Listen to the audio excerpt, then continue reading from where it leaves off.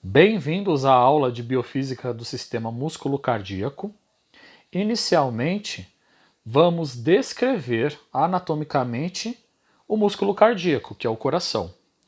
O coração, ele é dividido em 4 câmaras, 2 superiores e 2 inferiores.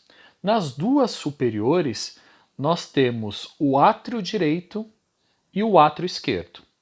Nas 2 câmaras inferiores, nós temos o ventrículo direito e o ventrículo esquerdo. Além disso, nós temos 2 nódulos. O primeiro, o nódulo sinoatrial, é onde iniciará a onda de despolarização, que será propagada por meio do nódulo atrioventricular e feixe de His, que tem um papel importante no transporte da onda de despolarização. A biofísica do sistema músculo-cardíaco ela é dividida em 6 etapas. Primeira delas, a despolarização. A segunda, o início da repolarização. O terceiro, o platô. O quarto, a repolarização. O quinto, a ação da bomba de sódio e potássio. E o último e sexto, o repouso. O repouso, que caracteriza aí o ciclo cardíaco, significa que as concentrações de sódio e potássio no coração são normais. O que isso significa? Que no meio intracelular nós temos menor concentração de sódio e maior concentração de potássio. Consequentemente, no meio extracelular, nós temos maior concentração de sódio e menor concentração de potássio.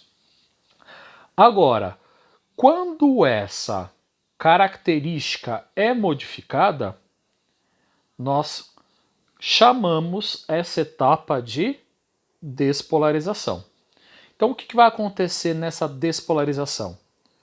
Vai haver a abertura dos canais rápidos de sódio. Com essa abertura, ela é gerado um potencial de ação, um PA, e esse potencial de ação ele vai chegar num potencial de mais 45 milivolts. Este potencial de ação ele vai iniciar no nódulo sinoatrial, que se localiza no átrio direito, vai ser transportado por meio das fibras de condução atrial, que vai chegar até o nódulo atrioventricular. Chegando no átrio ventricular, ele vai ser transportado até o feixe de His, que vai encaminhar esta onda de despolarização para os ventrículos. Então, todas essas características são pertinentes à primeira etapa, que é a etapa da despolarização. A segunda etapa, que é o início da repolarização, ela inicia-se com a inativação completa dos canais rápidos de sódio. Ou seja, esses canais eles se fecham. Automaticamente, os canais lentos de potássio começam a se abrir. E aí o potencial desce ao nível zero.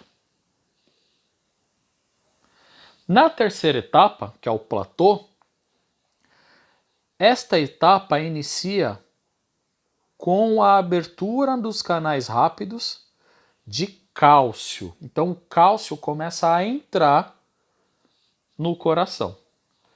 automaticamente vai desencadear a contração do músculo. E os canais lentos de potássio ainda estão começando a abrir, então há uma lentidão.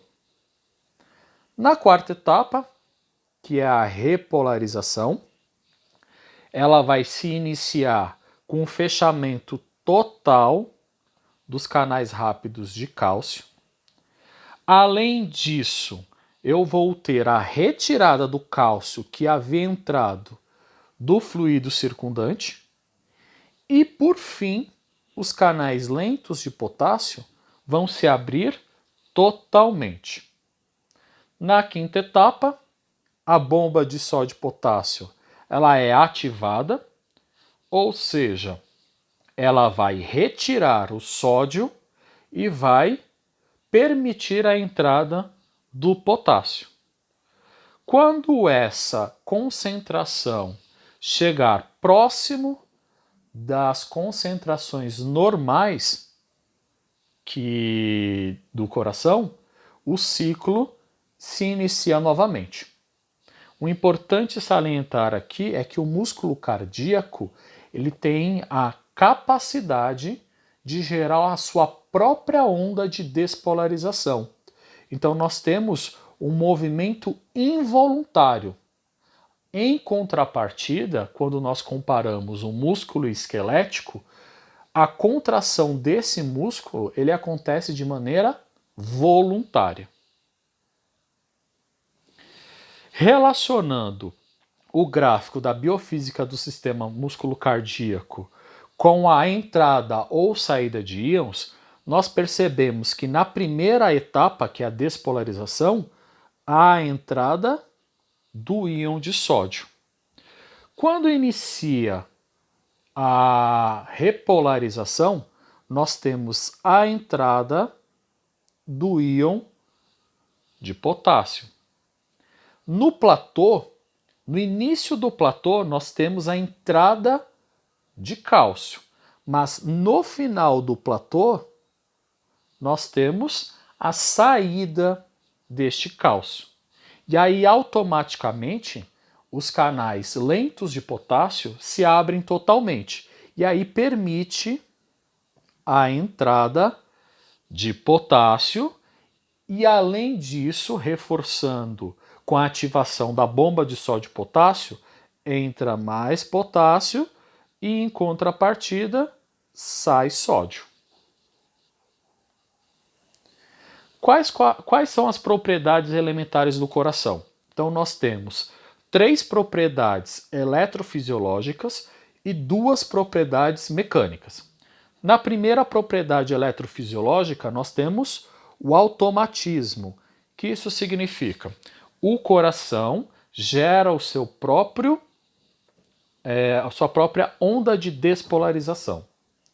Segunda propriedade, o coração ele conduz esta onda de despolarização, por isso condutibilidade.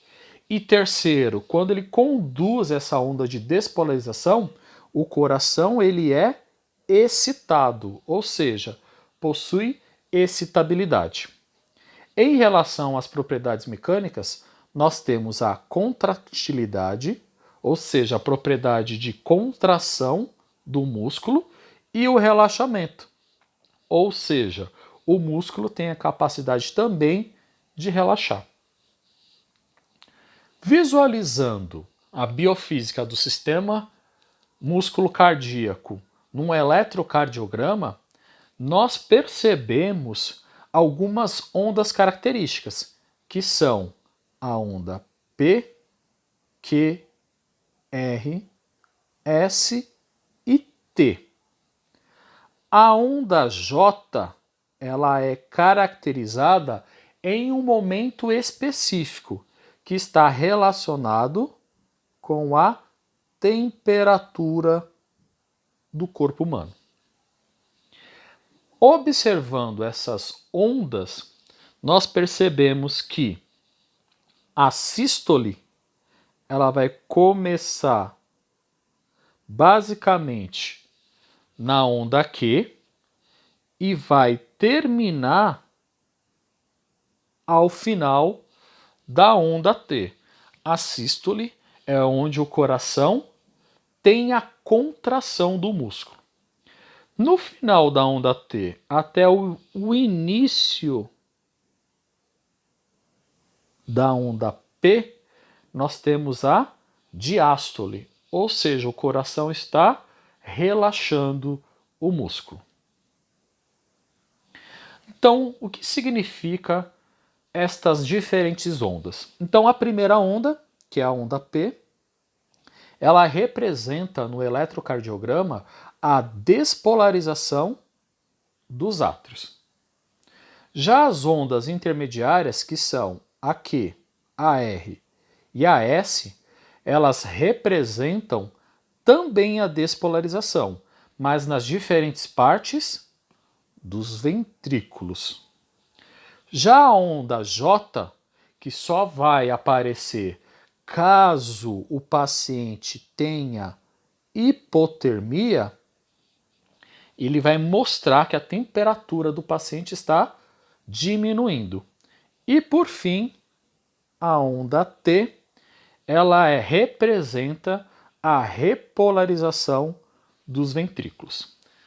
Ou seja, neste eletrocardiograma não é possível observar a repolarização dos dos átrios, desculpe. Isso não significa que não ocorre, mas a repolarização dos átrios ela não é observada num eletrocardiograma. Se vocês tiverem quaisquer dúvidas a respeito desta aula, entre em contato com o professor.